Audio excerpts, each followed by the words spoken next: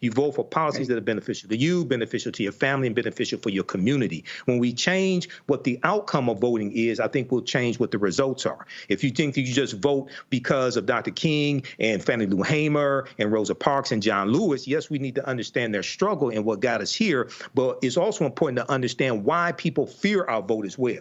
Cameron, go ahead with your questions for Dr. Carsonia Wise-Whitehead, please.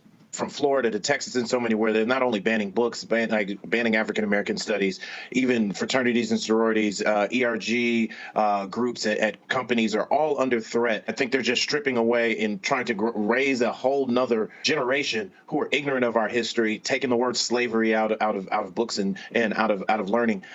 Can you talk to me about how we are implementing this, like something that we do state to state, because I think different states have taken kind of different approaches to this. We've got to really attack this state to state because some of these laws and some of these regulations have already passed in some of these places. And I'm scared that once the genie is out the bottle, it'll be hard to get it back in. Thank you so much for that question.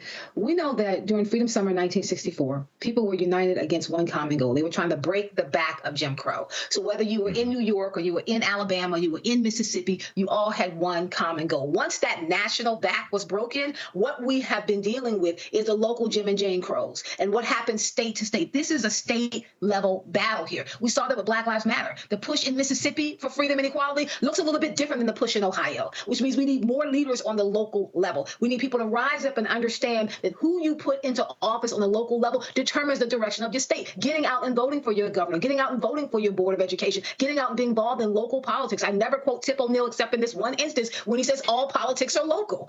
We need people to understand that you want to keep your eye on what's happening in Washington, D.C., but President Biden is he's not going to control the school board in your city and in your state. You've got to do the work, making sure that the people you elect are about moving this country forward, which is why we need Democrats. I always argue they have to fall in line. We have a habit of waiting to fall in love with the candidate, and if we don't fall in love with anyone, then we don't vote at all. We need to fall in line and vote down the line so we can make sure we're holding the line.